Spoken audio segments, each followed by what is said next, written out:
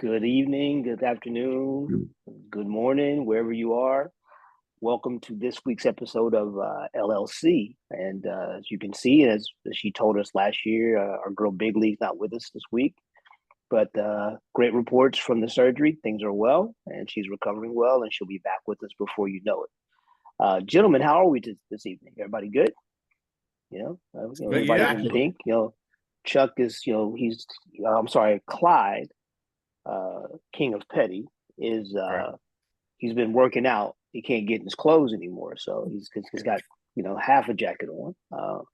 But we are all sporting some sort of pink in honor of Big League and also of October being Cancer Awareness Month. So that's why all the pink today. So we're gonna get started.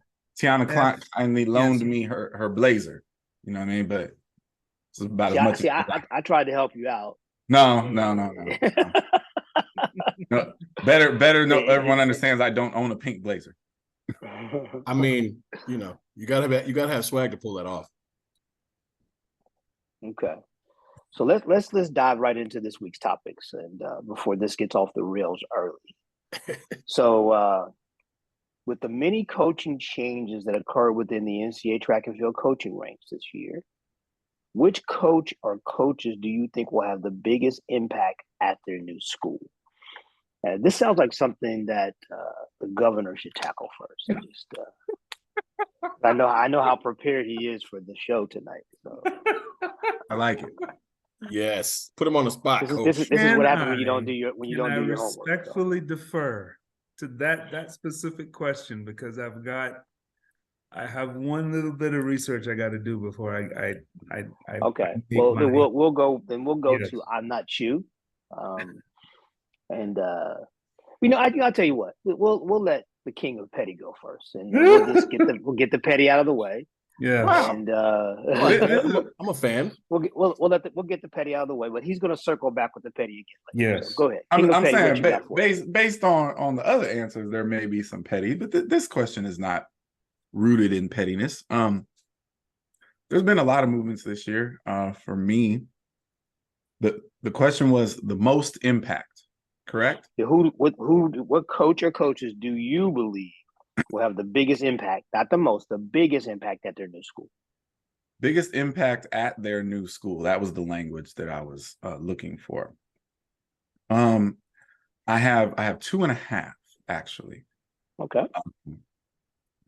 First, for me, as far as impact, new school, it is going to be Tim Hall and those he has brought. Under him, I think the staff at South Carolina has an incredible opportunity to make a lot of impact at that school. And of course, being my alma mater, I am a homer and rooting for nothing but success in that space. I think Tim is great. He brought in Maury Turner, and those two men together, I think, can be a very problematic combination for the rest of the game, assuming that they get everything right and start getting the recruits rolling in there. So I'm here for that one. I actually believe, given the dynamics of what the program is and how it's been set up for years, I think that Ernie Clark's going to have an incredible impact at Northern Arizona. And I'm very interested to see, how that whole situation plays out. Ernie's excellent at what he does. I think it was a smart hire by NAU. And given that NAU is already, a top-notch, arguably top 2 or 3 distance program in the United States, I'm going to be very interested to see, how his presence plays out come indoor and outdoor with that team, with that roster moving forward. And then the half, all I can say is that the new people arriving at SJSU are going to have an enormous impact here and within the NCAA, but I can't announce them yet because it won't be officially done until next Monday. So on the next LLC, I'll tell you who has officially joined the SJSU staff, but I'm super excited about those individuals and the fact that we were able to get them in here. So that's my list. Okay. I'm not sure what you got. I'm going to say that I would imagine my answer is going to surprise everybody who watches the show and probably everybody but you. I think that the biggest impact on any staff this year by a new person is going to be made by one Mr. Daryl Anderson. And I think that because I think a great number of people have forgotten how ridiculously good Daryl Anderson was as an assistant coach at Arizona State. And I think in just a couple of brief conversations, I hear and I see old Daryl. Not that new Daryl was bad. I'm not bashing Daryl, any of those things. Like, that's my guy. But I competed and coached against him when he was an assistant coach at Arizona State, and that was not fun in any way, shape, or form. And I think that version of him is the one that we're going to see. And that version at Kentucky, which again, where he has had success before, I think that version of him could be incredibly impactful at that school on that staff. Yeah. Okay. Governor. So I'm probably going to go left, but it's not as left as most of us would think. Because we've already seen what this man can do. And I'm just thinking from the standpoint of when you add unlimited resources to Mr. Paul Ehring's reputation. That's a great one. And what that man has done at UTEP, okay? UTEP cannot bring recruits in for visits. They can't do that kind of thing. It's basically, we're bringing you over and you're here to stay, and then we're going to make it work. You add a Paul Ehring to a Texas A&M staff, and you give Paul Ehring the resources, it's really just a matter of just how motivated Paul Ehring is at this point in his career. So he, by far, in my opinion, and I've had to coach against him, I've had to compete against him. I mean, it's the man has connections, he has the will, and I think he'll have a massive impact at Texas A&M. Okay. I think those are all, very good choices. I also believe that the dynamic of Marvin Gibson along with Daryl Anderson and Lonnie Green in Kentucky is going to be very interesting. I'm interested to see the impact that CJ has at UNLV. Everywhere she's gone, she's kind of left her mark, and now it's her show. Interesting to see how she does. Also, want to see how Michelle Freeman does at UCLA. I think that's an interesting dynamic for her. I think we all have to figure out if she can handle LA. If she can handle LA, she'll be fine, right? Yeah. But also, I mean, the one that I'm really interested to see, especially after the year he had last year, was Tony Miller at Purdue.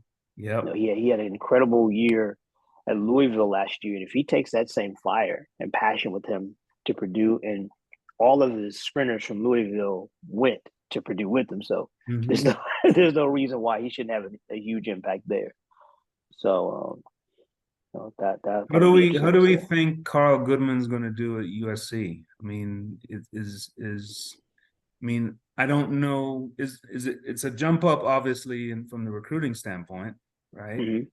And now you're having to deal with, understanding the lay of the land in California.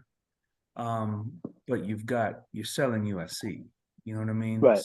I think that Carl is going to do an excellent job at USC. Okay. It's a step up in recruiting, label wise, obviously, but right. Don't get it twisted. It's way easier to recruit kids to USC than it is to get quality kids to go to Coastal Carolina. Right. So Carl being an international. See, I think what you say there is part of the problem, though. Like, he's never recruited those kind of kids. That's where I was going. Carl being international himself and being able to demonstrate the very recent, I mean, let's be clear, serious about how things are today. Kids today, their attention span is small. And what they remember is what happened yesterday, if you're lucky. So he has a lot of very recent success that he can point to, a very recent history of developing people who no one knew into, star quality kids. And that's something you don't need to get people to come to USC anyway. So I think that's just going to add to the layers of depth that he's going to be able to recruit kids too. I'm interested to see, Quincy almost has a whole new staff out there, right? There's a lot of changes to that staff. So the whole USC situation and how it functions moving forward, I think is super interesting. But if I was going to bet on anybody in that space to do well, I think it's Carl. And I don't think Carl's the type of dude where it's like LA would, be one way or the other for him. I think he's just, focused on the mission at hand. I don't disagree that Carl is capable of doing a good job. I think that we see this a lot. Carl can't take Coastal Carolina to USC. Mm-hmm. So there's the question. If he tries to take Coastal Carolina to USC, he's not going to be successful. Nope. He can't do things the way he did in that Coastal Carolina. I don't think this is about Carl's ability to coach because he's clearly shown he can coach. What I'd like to see, and we will see this over time, is now not only his ability to recruit, but identify the recruits, because he was picking from a different tree at Coastal. Sure. And Absolutely. now he's picking from a tree that there's a lot of people trying to pick from. So while I do think he's going to have success, it will be interesting to see how the transition goes. To answer your question, Governor. Let's, before you move on, I'd be remiss if I don't mention one Will Palmer. Okay. Well, so he was going to be my answer, but he's not new. Okay. It's his first cross country season. Yes. Well, if that was yes. okay. I thought he was disqualified because he was coaching on the staff last. Hey, whatever your answer is, sir, it's your answer. Well, fine. Okay, and Sir Lucius can answer this question because, obviously there has been success throughout the last couple of years from the distance side. Points, very much needed points at much needed time, stuff like that. But I get a sense that we are in for one of the most groundbreaking years in Florida Gators history, from the standpoint of being a very complete squad. Are you asking me to co-sign on that? Look, what he's trying to say. I'm just saying. What he's trying to say in very governor-esque words is this. Florida is about to piss off the entire country if they. Okay, so we're gonna move on because if they win a trophy in cross country. For I'm not you. Look, as you guys know, I'm very excited about Will Palmer and his wife Samantha and what they've brought, the passion that they've brought to the program. And I'm excited to see how this year is going to go. We're very excited about the year. We got a lot of work to do. They don't just give away championships. If we want them, we got to go earn them. So still the answer is Samantha Palmer. Then that's the that's the impact player right there. That's the impact newbie, Samantha Palmer. Okay, so we're going to move forward before we start going around the block again. Okay, so with the athlete movement within the professional track and field ranks, what coach-athlete combos are you guys most looking forward to watching and expecting big things from? It could be more than one. Ooh. So, Governor. Yes. You're going first this time. Really quick, can you repeat the question specifically? Because I want to make sure that I answer this question exactly. I want to answer the exact question you ask. With the athlete movement within the professional track and field ranks, what coach-athlete combo are you most looking forward to watching, and who are you expecting big things from? Okay, got it. I just want to make sure. So I can only have one? Okay, then you want. But let's start with one and we'll go around. That way nobody feels like theirs got taken. We'll go around like that. All right. So the first one that comes to my mind, and the timing and everything, is definitely Marcel Jacobs moving to Rainer Ryder. And we're talking about less than a year before the Olympic Games. We're talking about a young man that has had a litany of injuries. He has had, he's won major titles, world championships and Olympics, correct? World championships indoors. World indoors, Right. Olympics outdoors. So how quickly he adjusts to new scenery, new training, new everything is going to determine his success in 2024. And he's I'm Raina's kind of excited. guy, right? What's that?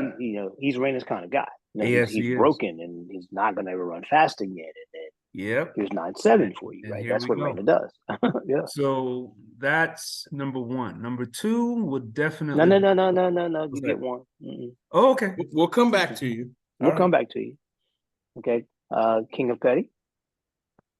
Mine's a little bit off the grid considering how this particular season went this year. And it's obviously not in what most people would consider to be a sexy event. But I love the women's hurdles.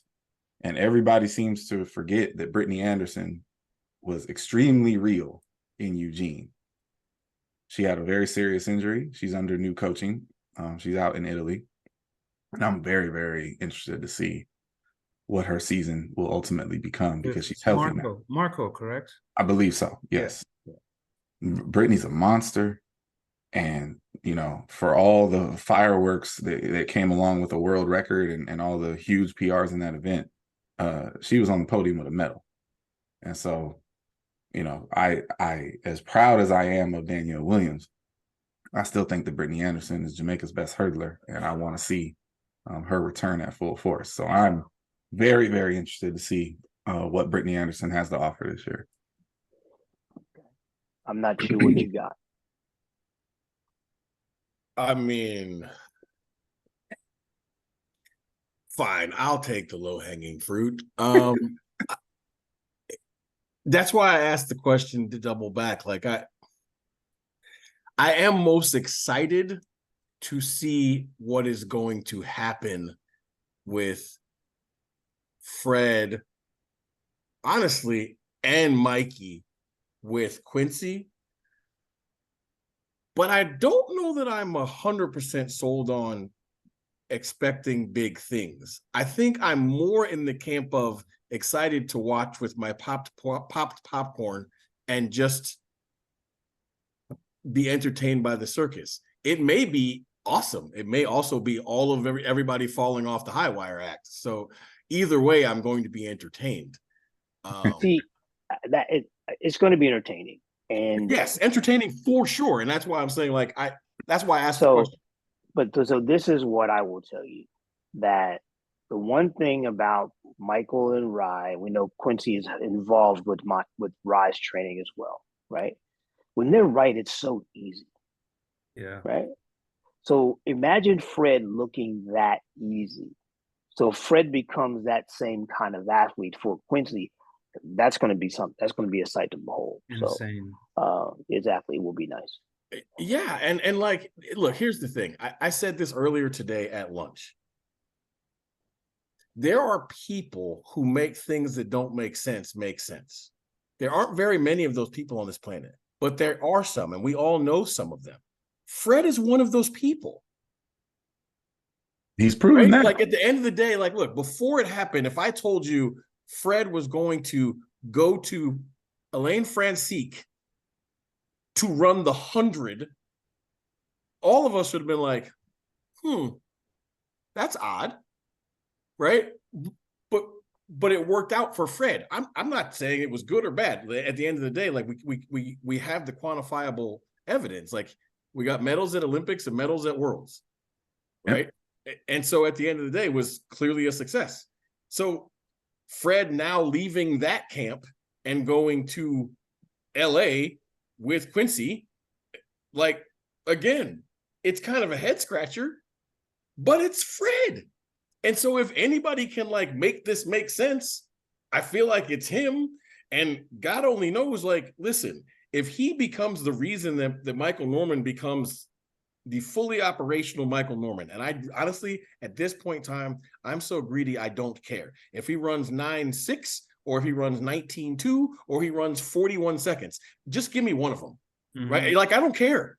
I don't even care what he runs. I just want to see him run something super fast. But it's something. Okay, so now I'm kidding about the numbers. I'm just saying, like, no. We all want to see like Michael Norman at his very best in something. See, now we get one, and you went on this round block. Okay, so we're gonna go back to Clyde for Clyde's my one pick. Fred, no, I'm not I'm not adding another name. I'm following up on the end of that block walk there. So listen, let's be honest, and I'm not saying it's any of us. Maybe it is. I don't know, but there is a faction, let's just call it that, of people that at this point consider Michael Norman to be soft, consider Michael Norman to be mentally weak. You've never heard that from me. I don't actually believe that, but there's that discussion is out there, and to bring. If Michael Norman's ever had a rival in this sport professionally, it's been Fred. So to bring Fred into his home, right, into his camp with the person that has been his coach, that he also left for a short period of time this year to go to John Smith and now is back. Like, it's a totally strange dynamic out west on that in that bubble. And so, it's intriguing. It's intriguing 10 different ways. And yes, to the EP's point, that group has the talent to literally own the Paris Olympics. Own it. Or it could be the burning wasteland of disaster. It really could. And, as a fan of all of those guys, I'm rooting for the former. Right, but let's be clear: no one has any clue how that's going to play out. I mean, that could be 6 gold medals, at least, right? Or it could be none. It could be no team. Ooh. Like it could be no team, no team. I don't think there's a way. I don't think there's a way if they're all healthy. I don't think there's any way. No. I ain't talking about Rye. Rye making the team. Well, I was talking about all 3 of them. So I'm like, you can't get 6 medals without Rye. Right. I'm saying, based on what we saw this year, two of them dudes cannot make the team. I don't know about that either, but anyway. Right. Governor, did you have another name you wanted to go with? So I'm going to say this, and we'll move on to somebody else. But 44-2 wins our trials in the 400. Michael Norman's making the team. I mean, yes. Okay, but Michael Norman didn't make this team. He didn't run the 400, sir. If he'd run the 400, are we convinced he's running the 400 now? Yes, we are. Oh, okay. So, all right. So Governor, what do you got, buddy? Well, I mean, that was my other. It was Fred. So we can move on. I'm good. I want to go backwards though. Yeah, I say the 100-meter experiment. So Lucius, Michael Norman's already over. I was like, are you sure that he's running the 400? Michael's running the 4. Okay, so listen, I'm here for that. Okay, so here's the thing. So let's talk about some other people. Like, I think the Marvin Bracey to Dennis Mitchell is interesting. That's also popcorn worthy. Dennis Mitchell has quite the camp now on the women's side. When we talk about you talk about Melissa Jefferson's there now. You talk about Kayla White being there now. And God forgive me, I cannot remember the hurdler from LSU that was with Boogie Johnson. Was reportedly going there. Oh, really? Tiona Marshall. Yeah, Tiona Marshall. Yeah. Wow. She's reportedly heading to Dennis. So that camp just got very spicy. But guys, it's the Olympic year. People are going to move because they want to do better. And so I mean, those are just situations where I think that Marvin and Dennis, their personalities are similar, and it'll be interesting to see how they mesh and what fire he brings to the track on race day. Yeah, that will be very interesting. Is there any other folks that you're interested to see this year? I'm certain we've missed a few, but off my head. They're not coming to me right now. So one of the things I'm interested to see, honestly, isn't a new pairing. It's the entire LA group with Bobby in year 2. Oh, sure. Yeah, I mean, none of us brought those up because it was new. Right. That's what. So I only brought it up because we kind of have stalled on the new people. But listen. I'm here to see what that looks like, because no one in the history of our sport has done a better job with Olympic years than Bobby Kersey. Mm-hmm. This is true. And I think Bobby would probably list this year as a failure for himself. I mean, I don't think that the entire community that watches this show knows this stat, so I'm going to give it to them.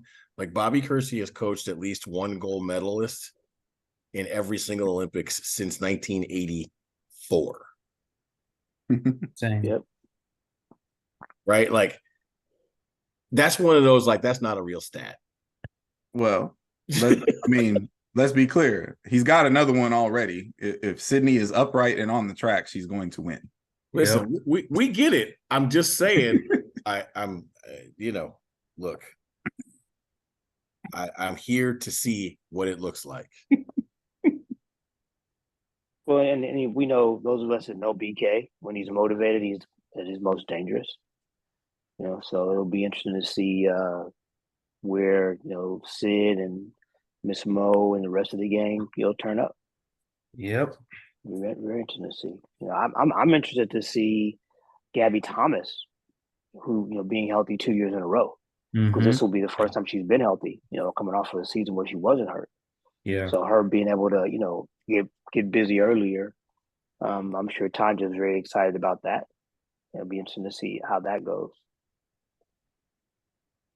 I mean, last thing, and I want to say real quick before we jump to the next topic, like, I can't be the only person that is looking forward to seeing what Nia Ali and Papa Podium look like in the Olympic year.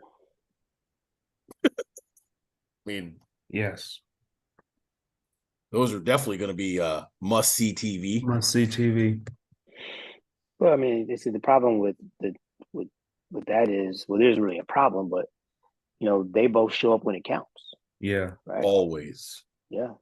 And it was just, Nia wasn't very Nia-like at Worlds this year, which was, very awkward. But you can count on her showing up. The women's 100 hurdles is must-see TV next year at the Olympic trials. Oh my gosh. Yeah, it's must-see TV. It's going to be crazy. Yeah. So, all right, so we'll move forward here, gentlemen. So we are now roughly 5 weeks into the NCAA football season. Is there any team or teams that have been a surprise to you so far? Now you ask any question. Well, King of Petty, have at it, sir. Well, I would like to be thorough. Hold on. 25. Let's see. I don't know which ranking poll means anything these days, but I'm just gonna look at the one that's in front of me. I've been, the word was surprised. Mm-hmm. Surprised. I've been surprised with how vulnerable Georgia looks. You could argue that they could have easily lost their NFL or college? He said college. We are 5 weeks into the NCAA football season. Thank you. Yes. All right. Boy, I'm telling you, you're getting points taken away for not doing your homework. Like I said, Georgia has looked very average and very vulnerable. Of course, they're holding on to their number one ranking because it's Georgia. We're not doing that tonight. But the entire SEC has looked very average. So hold on a second. Now you got 2, so let's move on so you don't take them all. Okay. Okay. Mr. I'm not you. What do you have for us? I'm gonna leave the governor. Well, what has not surprised me is that my Cal Bears suck. But what has surprised me, to be honest, I think it's completely fugazi, but we'll see, is like Oklahoma hasn't lost yet. Oh, that's Fugazi for sure. It's Fugazi for sure, but honestly, I'm still surprised. Right? Look, they made it to the Red River Shootout undefeated. I am surprised. Now, I'll be equally surprised if they don't get beat by 30, but I am for real, I am legitimately surprised that they have started off undefeated and looking like they know how to play football. Because if we're going to be clear, last year, those two things were not true. So good on you to Brent Venables for it, at the very least, right? You start off 3-0 or 4-0, you're well on your way to at least being in serious bowl contention, and your OU. So, I mean, what are they, 19 or 20 or something like that? And Texas is 3.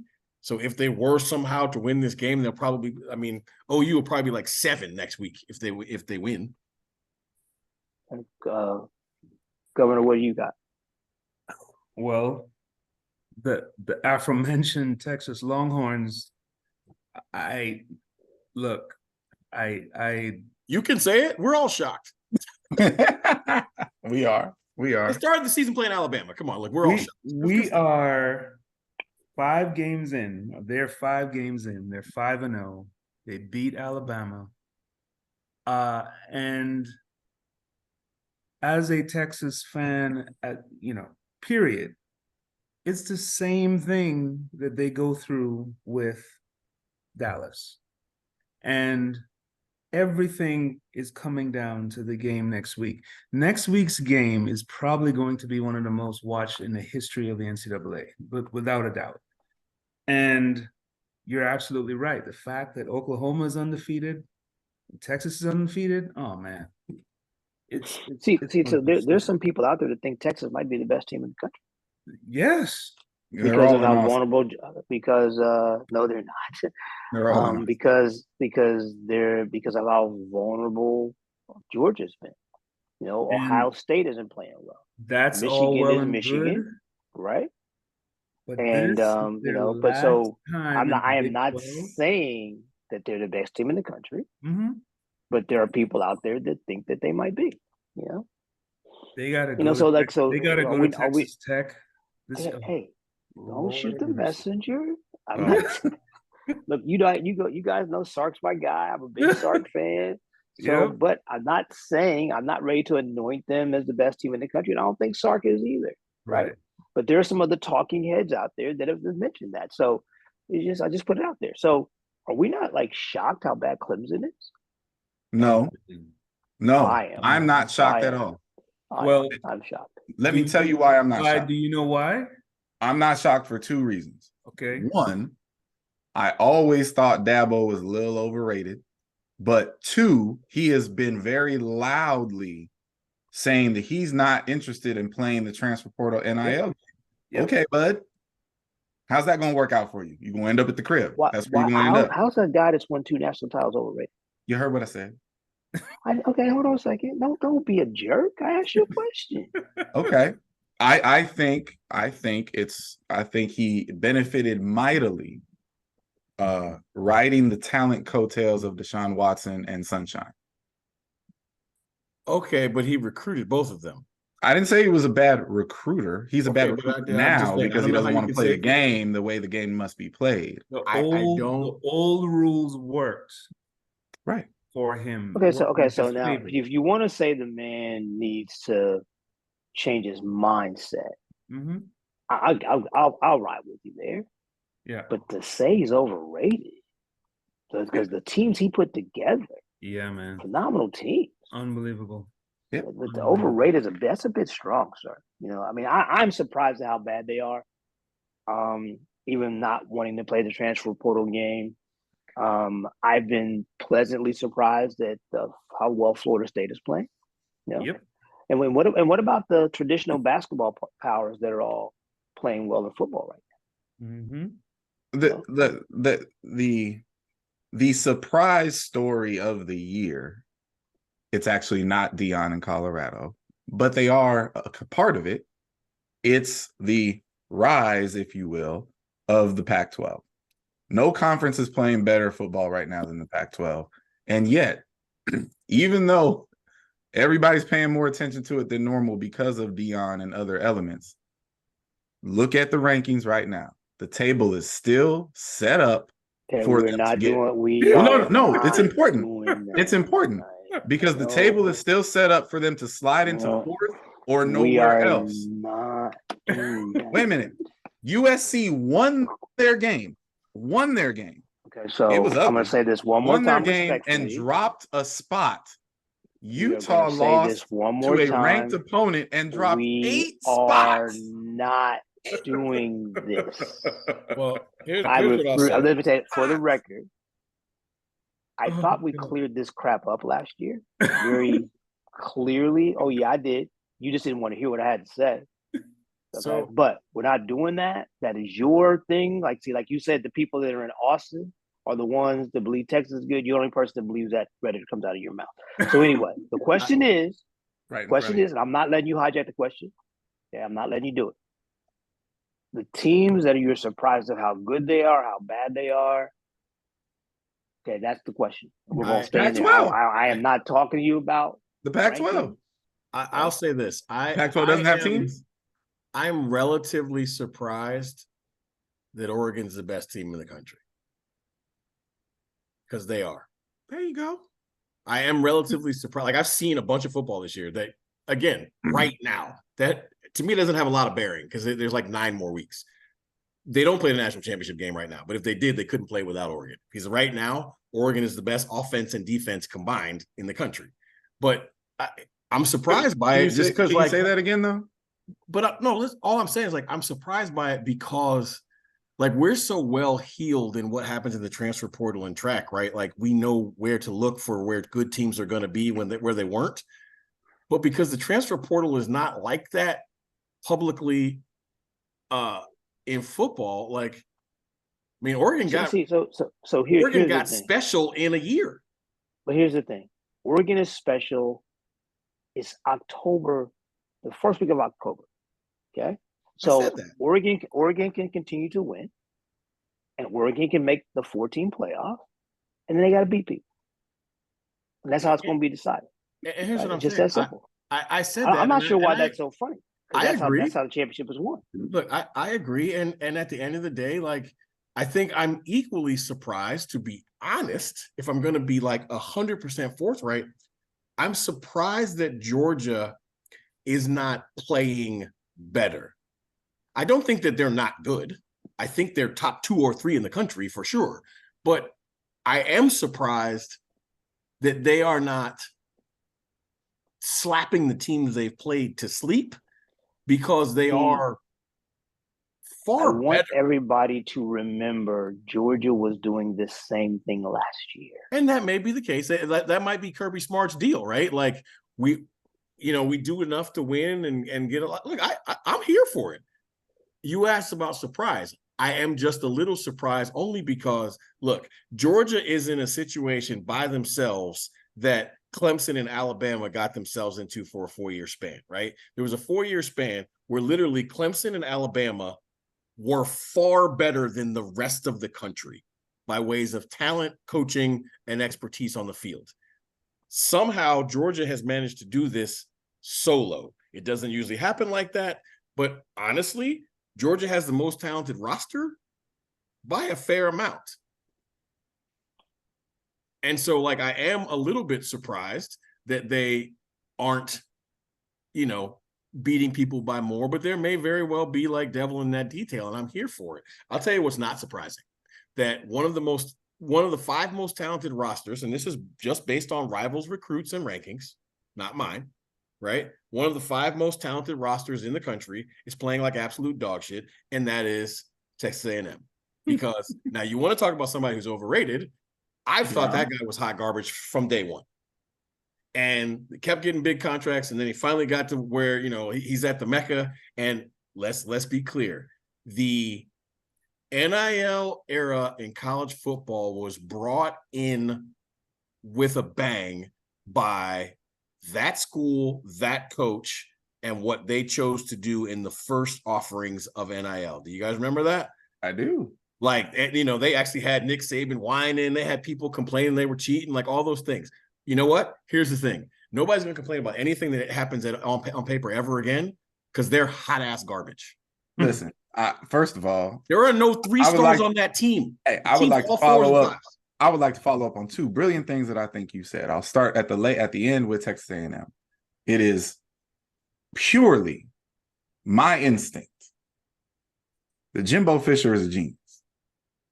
Jimbo Fisher is doing everything he can to get fired. Run me my 85 mil. Buy me out. Look, you've run that up the flagpole before, so like I'm not even that surprised. Run me out. Hey, I think he's genius. And I ain't gonna lie, in that sport, in that position, I'd be doing the exact same thing. We would suck. Fire me.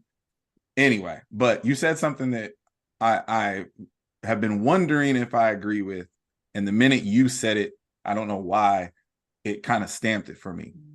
So far, Oregon has been the best team in the country if you've been watching the games. And you said if they played the national championship tournament right now, you can't play it without Oregon. But they're number 8. So they would not be playing. I'm just telling you what I would say. So Washington that is a totally irrelevant. Washington has been a huge surprise for those of you that don't watch West Coast football. So I'm gonna ask this question again. What about the traditional basketball powers? What about Louisville? What about Kentucky? Louisville isn't really relevant to me. But aren't they undefeated still? Yeah, they're 5-0 and ranked number 25 in the country behind Fresno State. Okay. So I'll say this. Look, I'm not asking about the rankings. To your point about basketball powers, Duke is way better in football than I ever thought they would be. Exactly. That's another. Sure. That's another. I'm more impressed that Mizzou is 5-0 than Louisville. To be honest with you. Wait, timeout. Listen. He stumbled drunkenly to get to this point, but let's be clear. Mizzou being 5-0 at this point in time of the season. Yep. When did that last happen? Yeah. Never. I mean, like I don't care who they beat. And that's the whole thing. Whether it's Missouri, whether it's Louisville, whether it's Duke, whether it's Kentucky, regardless of where they're ranked, they've beaten the people that were put in front of them. This is not about rankings. This is about the fact that these teams are playing good football. That's what it's about. I think that the new rules and NIL and the transfer portal mean that schools like this can actually be solid at football again. And there is a relevant conversation. Because the powers that be, your Clemsons, your Alabamas, etc., are no longer in a position where they can stockpile recruits 5 roster spots deep at every position. You can't. They can. They can. I mean, you can do it, but who's going to sign up for that? No one. And they're not signing up for that. They've always signed up for it. Yeah. And they'll continue to do it. It's just they'll get there. And then when they don't get the playing time that they want, then they're going to jump ship. Well, that's what I'm saying. You know who is suffering the most in all of this? Alabama. Say again? Alabama is suffering the most in this new era by far. Oh, wait. We said surprises. And this is petty, but I'm actually quite serious. I am shocked that Alabama's quarterbacks are that bad. Like, they're awful, and it's all 3. Like you don't expect that, right? Like how did we land there? Well, yeah, I'm a little surprised at how bad LSU is. They're not playing well. They're not. You know, and I think the weirdest part about that one, right, is that like, listen, I've never thought that my guy could coach, but he can recruit, and he always has been able to recruit. Brian Kelly, right? Mm-hmm. He's at LSU. There might not be an easier place in the freaking country to recruit at than LSU, and they're just like they're under talented for who they are, and that's weird. Like they're really talented in spots for sure, but I don't know. I think Clyde alluded to something I think people have to pay attention to, right? The good ones are still going to stockpile the talent. The question is, can they keep them there?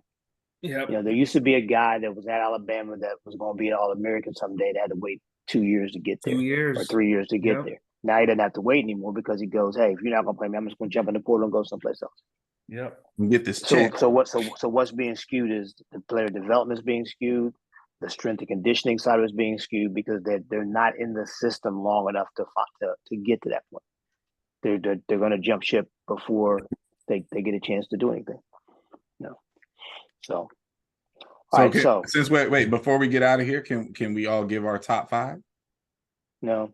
You jumped into college football. We can't give our top 5? No, nope, not yet. EP said Oregon's number 1. I want to see the 5. Okay, well, we're good. Oregon's number 1. I happen to think that Texas is number 1. So does the governor. So we're good. Yes. All right. So both homer picks, both of them. Yeah, absolutely. But the thing is, I'm here for homer picks. Hold on a second. You're the biggest homer on the planet. Sometimes. What are you? Wait a minute. What homer am I? Tell me. Oh God. All right, here we go.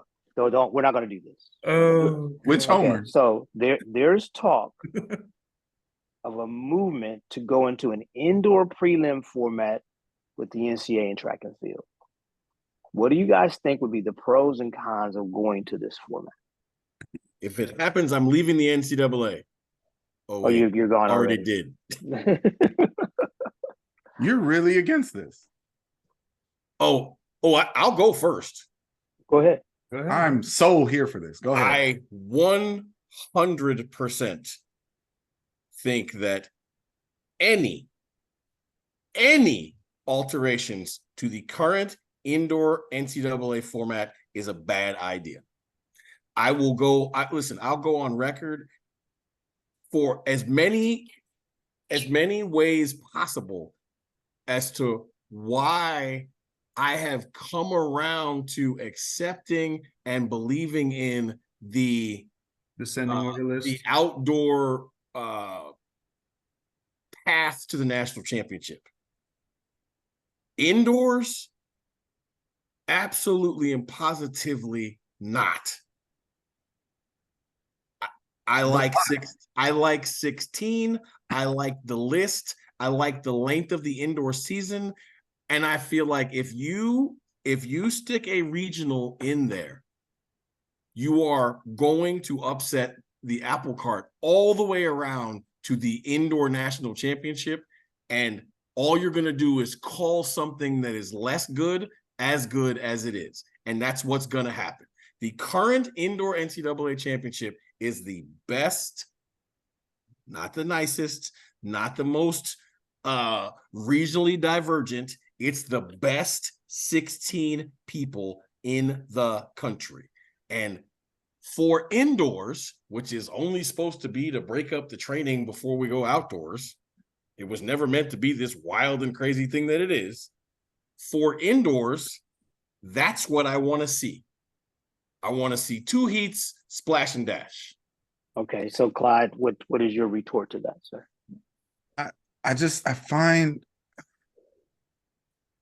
I find that attitude to be, I don't know. If it wasn't coming from the EP, I would call it disingenuous, but I know he means it. Yep. Everything that he just said about the idea of changing the indoor format is exactly all the arguments that were made about changing the outdoor format, like word for word. And they've been proven to be wrong. Everything that used to make the outdoor format wrong, the indoor format still is. Now, let me be clear. I love indoor nationals. I love the brutality of it.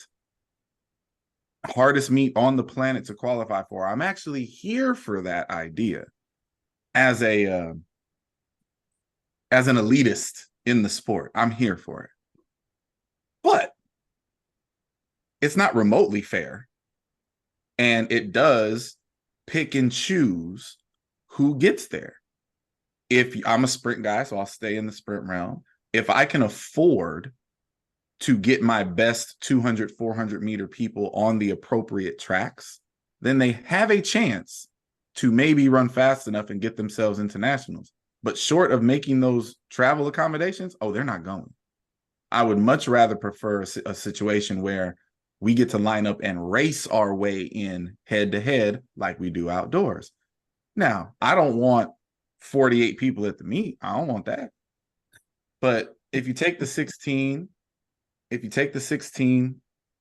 and you make it 24, or even run the regional and find a way to keep it 16, like I'm cool with all of that. I don't need exactly a a big dump of more athletes at the indoor meet, but I think competition breeds better competition. And we've seen that model play out in every change to outdoors. I don't imagine why it wouldn't follow the same situation indoors. So Governor, what are your thoughts on that? I too was on the side of why isn't there the same qualification criteria indoor that it is for outdoor? But And then you woke up and realized that was crackish. well, and here's why. Behave yourself, not you. Here is why. You're terrible. The outdoor season starts in the middle of March. You have the entire month of April. You have almost all of May. So you're talking about 2 weeks, 4 weeks, 6 weeks, then about 3 weeks. Okay, so you've got 9 weeks in which the goals are really simple, right? We have to line up for conference, and then we have to be ready for the first round, and then it's all the way to the big dance. You've got a 6-week period where you've got to go bam, bam, bam, right? There is not enough time, in my opinion, to do that indoors. Oh, to do. Hold on. Let Okay. me finish, please. Let me finish. No, I want to make sure I understood what he said. Okay. The indoor season, in a nutshell, is about It's long 6 weeks. enough. Exactly. It is not long enough to be able to get your kids ready to go conference, first round, nationals. I mean, now See, go ahead. I'm sorry. I'm going to add to this when you get finished. So go ahead. and I will take it up a notch with what Sir Lucius has to deal with already at conference. Like, that is a lot, man. That is a lot that you're asking your athletes to do. And there's the key right there. Okay, so you got to fit the meet in someplace. Yes, so you're going to do. have to move the regular season up, Yes. and then the postseason back. Yes. Right. So Yeah. now you're bleeding. You have to. So unless you're going to go conference, regional, national 3 weeks in a row, that's a wonderful idea. No way in hell. Can't do it. So something's got. So the national meet's going to have to be moved back. Yep. So the way it's going to work, or the conference meet's going to have to be moved up. Both. Yep. Right. So let me finish. Okay. So the other thing is this. So there are a number of feel-good stories every year. You know, there's a few, but what the outdoor meet has done, the prelim has done, and nobody's thought about this, is it's just the haves have continued to have. It really hasn't helped the have-nots as much as people think it has, right? It gets the stories of, we got a relay in, we got this in, but most of the time, the people that get there, the haves get there. And if you expand the field indoors and go to 24, you're just letting more of us in, okay? If you go to this regional format, you're just going to let more of us in. You're not helping the little people. You're not. But all you're doing is now you're running our athletes, jumping our athletes, throwing our athletes way too much. Yep. And for myself and my program, that's the last thing I want, because I've got athletes who want to be, see, this is weird. I'm going to sound elitist, and I'm fine with that. Okay. This is where it becomes unfair, because I've got athletes with aspirations of being at the Olympic trials and being at the Olympic Games. Mm-hmm. These schools that want to do this don't have athletes with aspirations. So they don't care. So it's not, in my opinion, it's not for the good of the sport overall. And to add to that, Sir Lucius, you're talking about competing more at a very, very, very high level. Mm-hmm. Like none of this will be a cakewalk by any stretch of the imagination. You're going to have to line up and get after it 3 times indoors. Yeah. You're going to have to make more time. My issue is exactly that, right? Like, at the end of the day, let's just do simple math. The indoor season is 2 months long, middle of January to the middle of March. Mm-hmm. The outdoor season is 3 months long, middle of March to middle of June. Yep. And those 4 weeks matter a ton if you are going to put in a quality regional meet and a quality conference meet. Because at the end of the day, the one thing that I will say that they did with the outdoor regional that I was skeptical at the beginning, right? But the thing that they've done that I was super skeptical about is the calendar still plays itself out that the conference meet matters. I was very concerned when we got regionals that the conference meet wasn't going to matter, right? Because at the end of the day, like, conference is cool, but you got to get through regionals to get to nationals, and nationals is what matters. Mm-hmm. It still matters all the way. If you put all of that in 8 weeks, conference ain't gonna matter, or you're gonna sell out for conference and nationals isn't gonna matter, because I don't think you can, in an 8-week span, get kids ready, then bang, bang, bang. I just don't see how you fit it in 8 weeks. Okay. I very much appreciated the governor's take on the effect of later in the year. That is something to consider, and I like it. The idea that, and for the record, I'm not a person, because there are people out there arguing for this indoor regional format that want to take the outdoor season and move it further down the line like it used to be. Let's be clear, and not too recently, outdoor nationals in track and field were, later than they are, right? So there's people that are kind of When was this? Never. Outdoor nationals has been middle of June since I started doing track in 1985. Hey, it got pushed to the middle of June when you put the regional. Okay, well, I'll send it to you because I was talking about this the other day. So my point is, I'm not for pushing it forward. I'm not on that camp. But the alternative, you don't have to squeeze it in back to back weeks to make the indoor season fit. The EP just said something that is disingenuous, that indoor season goes from the middle of January through March. That's not true. Indoor track and field in the NCAA starts in December. In some cases, it starts in November. And I know you want to roll your eyes, and I'm here for that because I'm not a person that particularly cares to run races during those months either.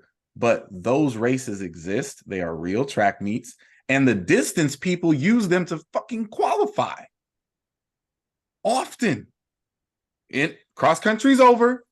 Let's go bang these 5K times out and get them off and see if they hold. And if they do, great. If they don't, we'll pop up. But that makes sense for them because they're coming off of a peak. Yeah. I understand I'm trying to figure out, like, say that the season starts in mid-January because it does. Even if I include the one meet you're talking about, nobody does 2 meets before the semester, right?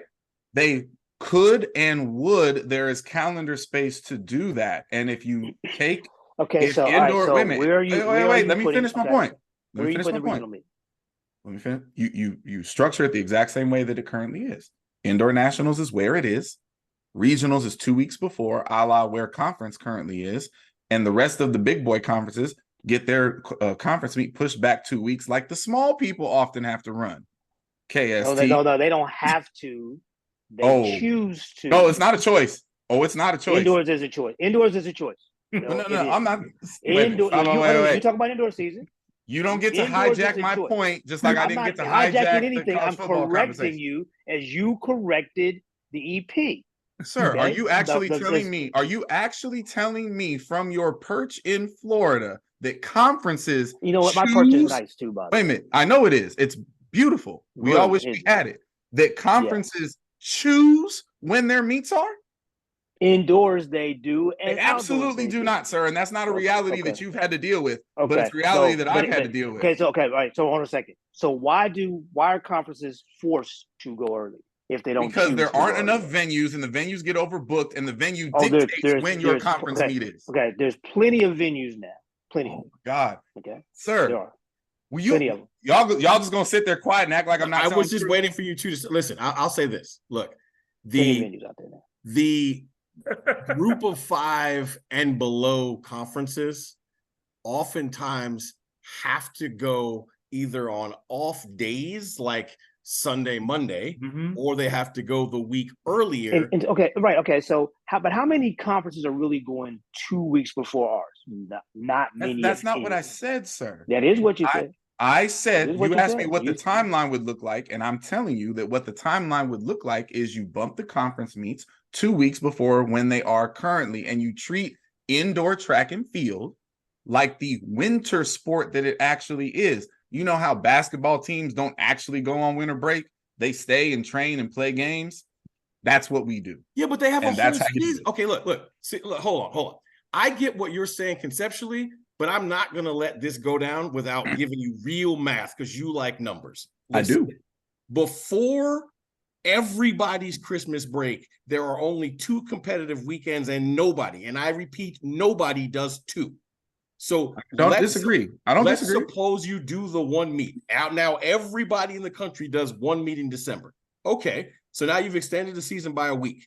Now you actually have 4 weeks of non-competition and finals that it is now no longer a choice. You're telling me that everybody has started their season, so now everybody has to figure out how to manage those 4 weeks and the funding of keeping those kids on campus away from their families for Christmas break, so that you can then compete the first And you week of cannot compare January. it to basketball when you've got 12 kids. I have 100 kids on my team. Wait, That's right. so then Who's paying for that? Who's paying in for order that? for this to make sense, Who's paying for that right? on your campus? Let's start there. In order for this to make sense, you're going to have to compete a meet in December, then take a month of competition off, then forcibly compete the first week of January, whether you're in school or not. Mm-hmm. Right? Yep. And you think this is better. And again, that's the only 2 weeks you can add. Hold on, let me finish. That is literally the only 2 weeks you can add. So you can still only take your 8 weeks and make them 10. There is no way that what you're proposing is better than what we currently have. Nobody will agree. No way. No way. Sir, I didn't say that. I said it would be fair. Damn that. I don't even think it's fair. I think it's less fair because now, look, here's why I'll tell you. So you decide that you're going to sponsor indoor track. San Jose State does, right? We do. Can your school afford to keep your whole conference roster on campus and viable for the entire month of December? No chance. Okay, so that's why I'm telling you it's not going to be And not fair. many It's going to be schools less can. fair. But I wouldn't keep the whole Because- roster. I keep the people that matter for the conference. That's what he has said, your conference roster. I'm talking about even if it's only 12 people or 16 people, your school and most schools that look like yours can't afford that. Well, then they have to make choices of whether or not they're going to sponsor the sport, right? Listen. So now we're making schools to make choices that don't currently have to make them. At the end of the day, if you keep shaving the corners of a friggin' square peg, you'll make it fit in a round hole, but it ain't better. So if you're looking at straight numbers right now, the way things are, the conference meet would have to be February 9th, 10th. Yeah, Valentine's weekend. The first round would be the 23rd, 24th, and Yep. nationals would be March 8th and 9th. Yes, and let me be clear. And understand, there's a lot of schools that don't even come back to school until the end of January. Or the Hello. middle of Well, January. right, that would have to change. So listen, all I'm saying is Would this: it change when they come back to school? yeah, I mean, they would have to compete. If you want to do this, and I'm not just talking to y'all, I'm talking to anybody. If you're on the side of regionals is a good idea, then you better start getting real about what it actually looks like. And that's why I appreciate the conversation. I think it would be suicidal to bring in a regional format where you're asking these kids to go back to back to back weeks. Suicide. No way you can do that. So since you need the weekends off in between for it to even remotely make sense, you got to start getting real with one or two realities. Either you start the season and figure out how to fund that earlier, meaning December and early January is a real thing now, or you have to push the NCAA outdoor season 2 weeks further out. Mathematically, that's the only way to do it. And don't get it. Listen, I know your heads are exploding here, but understand the people. We've had all these conversations connect. I'm not trying to hijack it. The people, the pro athletes who are on the side of collegiate athletes don't belong at USAs. Oh, they want NCAAs to get pushed 2 weeks further out to eliminate all those kids from playing in their pond and screwing with their money. But here's the caveat to that. USA Track and Field is never going to let that happen because there's so many athletes from the collegiate ranks that are on the team. So that's not going to happen. So here's the biggest So if you problem push that, then you got to move USAs and all these things. The monetary factor here, right? First of all, you have the monetary factor of the schools that cannot afford to do this, right? Then the other problem you have is the schools that, okay, who's going to pay for the meet? The schools that can't afford to travel to their conference meet, now you're going to tell them they got to find a way to get athletes to this meet. The other thing is, where are we holding this meet? I mean, there's a giant problem. Oh, wait a minute. A second ago, you told me there's plenty of facilities. Hold on a second. It's plenty of facilities, but where you holding the meet? Of this magnitude, of this size, No, what's the size? We didn't even say nothing about the size because I'm not talking about the outdoor numbers. That would be okay. But this typically what they do. Okay, so if you're taking 12 to the meet from each side outdoors to be at 24, so you're only going to take 8 indoors. Yeah, I'm here for that. Right. So, but then how many people are you going to let into the meet? 24. Go a regional of 24. Top 24 per region. Take 8 and 8 from that meet. Okay, and so again, 2 flights to 12. Yeah, I'm here for that. Yeah. Okay. I'm here for that. I'm just trying to. Well, that size meet could be hosted at any indoor facility you got. I'm just trying to imagine the SEC squad trying to get their folks ready to compete on the 9th. I cannot imagine. Like, let me tell you something. If I was in, like, look, there's at some point in time, we all agree there's going to be there's going to be a room and a small group of people who are like having this conversation for real, right? People whose votes. Oh, no, they're having it already. They're having it already. It's already. And I will tell you this right now. If I was one of the people in that room, I would be doing everything but standing on the table, telling them all, you people have lost your minds. If at the end of the day, you think this is going to be a better product than what we currently have, you're high. So just tell me that that's not the goal. If you're telling me there's another goal, I'll shut up and listen. Okay, well, let me tell you that. We continually going to keep making our better athletes have to perform more at a higher level to service these people. So if we look at the list, right, of the people that aren't getting in, okay, so if you're taking 24 per each region, still the same people. Yep. Let me answer the EP's question because it's a good question. And again, I'm not saying that I co-sign with this idea, but this is where it comes from. The people who started that conversation, sir, their goal, I don't think, because I've heard some of them make these conversations, I don't think that the goal is not the better end product. The goal is more participation. Yes. Right. And then you know what? That's what that the goal has already pussified the entire nation. We need to continue that. Well, and so normally I'm on that page with you, but the fact of the matter is it is undeniable that the participation model, that's how the outdoor changes started. It was all about participation. What it has produced is a significantly better product. So the idea that this is only abstract and feeling based. No, it's we not. We have real things to point to. It's not feeling based because listen, comparing the indoor season and the outdoor season is comparing an apple to a kumquat. Like they are, other than the fact that both things are track and field, they are nothing alike. And I don't disagree. At the end of the day, one is a microwave season. The other one is a fully cooked 3-course meal. And at the end of the day, if you're trying to use the full 3-course meal model and put it indoors, there is no way this works in a positive fashion. And this whole, it will be fairer is ridiculous because it will not be fairer. I promise you. It will be worse. And it won't be a little bit worse. I believe firmly it will be substantially worse. And I will tell you this beyond a shadow of a doubt.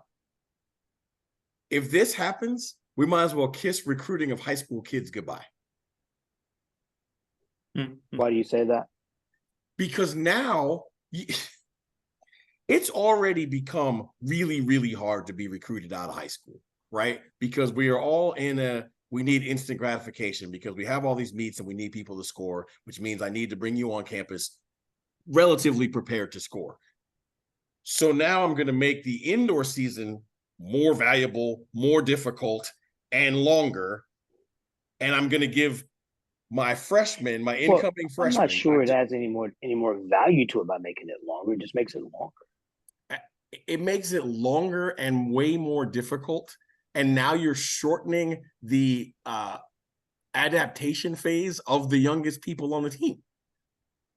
Now that high school senior has to be ready to beat collegiate competition in December, and then take 4 weeks off and not go home. Well, that's not happening. It just doesn't make any sense. Yeah, you can't make it make sense. See, and this again, we have to understand that the U.S. the 3CA, the membership, alphabet crew, most of the membership is the smaller schools. Yep. There's always the smaller schools that are driving this conversation. You know, we went through this back when, and they know they have the numbers. Exactly. So at the end of the day, you know, what's going to come down to is whether the ADs and the presidents are going to go for it, because they're the ones who got to pay for it. Well, and so that's where I will sit here and in public and I'll make arguments for this idea, but like if this was actual Congress and you needed my vote for it, you can't have my vote for it unless you're going to treat it. You can't have my vote for it unless the NCAA is going to treat it like the national meet that it's supposed to be. I don't want to hear that you're paying for the final. You're going to pay for the regional. Well, then they're never getting your vote because they're not going to pay for it. Well, I mean, like you guys are bringing up the alphabet crew and the conventions and the votes, right? Those are the nuances that I think the people that are for this need to fight for and understand that that's the only way it actually works. And that's the progress you actually need, because the NCAA should be paying for outdoor regionals as well. Is there another sport covered by the NCAA umbrella that the regional competition is not paid for? Exactly. Someone research this and research this and let me know. Right. Cross country. Cross country. Yeah. Right. Other than the running. I get it in cross country. First of all, it's in the sport. It's under the sport of track and field's umbrella. So again, we're like, that's semantics. No, I'm just saying, but it's another sport. But I honestly believe those are the only two. So, you know, great conversation. And at the end of the day, what we have to hope is that, you know, the people in the room will not force this down people's throats like we've had things forced down our throats before. And we have to hope that there's some line of sense here in that, like, this doesn't help us get better. No matter where you stick this indoor, regional, or prelim concept, it doesn't make the sport better. You know, will you get some fantastic results here and there? Yep. Will you get, you know, the rich are going to get richer, I'm telling you. Yep. Can I just take one comment in there? Because this has bothered me for the better part of 20 years, and you know this because you've been sitting next to me in meetings when I've yelled and screamed about this. Why has nobody called BS on this farce that we need this procedure to have more participation? Just make the list go to 24. Right. Like we've never needed more litigation when to you get say more, take the list of 24, it looks a whole lot like the list of 16. Mm-hmm. So that doesn't help the people that claim they can't get on tracks and claim they don't have the opportunities to get to the meet. Right. So now they're saying we want to line up with the big boys and take our chance. Well, right? Listen, you know? I'm not being facetious, and I'm not throwing darts at you. I'm being serious. The people affording to get on tracks thing is a very real issue. It really is. I mean, let's be honest. Pick an event, sprints, distance, jumps. Usually, the people that make it are the ones they choose where they're going to go. I want to jump well, so I'm going to these elevated runways on these specific buildings. Nobody's ever. I got on my soapbox about this a couple months back, and to add on to what you just said, Clyde, it's not just getting on the track. Oh, it's getting on the track with the best competition. Yes, it's being allowed choice but to elevate yourself. Mm-hmm. And you have 2 to 3 opportunities to do it. Yes. And that's a And- very real problem. Right. I mean, I think we're at a point now where we know exactly what week your list, whatever that list was that you were looking at for 2 to 3 weeks, Yep. just go ahead and just throw it in the trash. I mean, Yeah, because okay, look, it's going to happen at the conference level. It's going to start at the Tyson weekend. It's going to happen at the Yes. conference level. Exactly. But that's also like, there's some quality meets outside of Arkansas, outside of Texas A&M. People go to altitude and run fast every year. I think that's a bigger joke. But that's a bigger problem for me, because there's no way you can actually have any idea, because the majority of the people that run fast at altitude, when they get to sea level, don't run nearly as fast. okay, That's just a bigger problem in the spring. Now, and I don't know exactly which altitude track you're speaking of, but New Mexico, the new New Mexico, not the old New Mexico track, the new one, the one we just had nationals on, elite facility. Absolutely. Now, we're a small school with budget problems, right? But luckily, New Mexico's in our conference, so we can get on that track anytime we feel like getting on it, right? And it's an excellent place to jump. Do you know how excited I am that the travel ban has been lifted? Because now I know that my top talented people, now I can put them at Texas Tech moving forward. I can put them at South Carolina moving forward. I can come to Clemson and run if I'm allowed to go compete there, right? Like, now I can take these. It's not like I got 50 of them like you do. I got maybe 8 or 10 where getting them in that space, in those competitions, on those tracks, will absolutely put them in the meet or not. If our conference meet, when I was at Alabama State, in the 4 years I was there, sprint wise, we had about 3 or 4 kids that would have made indoor nationals had our indoor conference meet not been at the Crossplex. Yeah. If you just move the meet to one of the 5 tracks, we're qualifying. Crossplex a week. But we had to do the Crossplex. Crossplex and a week and a half early. Yeah. Right. So, like, that's a real issue, and the conference would be the place to get it done. But with all the new tracks popping up, most of the conference meets are still not held at tracks that you can qualify on. They're not, and that's a conference issue. Yeah, because sure. they should make the if admitted months to them as it does to us, they'd make it happen. So there you go. All right, well, that's going to be a wrap for this week. Very spirited conversation, very hopefully informative conversation for folks. Again, prayers up for our girl Big League for a continued successful recovery. Absolutely. And I hope everybody has a wonderful week, and shoot all your darts at the King of Petty, because he wants them. He wants them. All right, everybody be good. Stay safe. Peace out. Peace. You know how hard it is to wear this small ass blazer on one half of my body?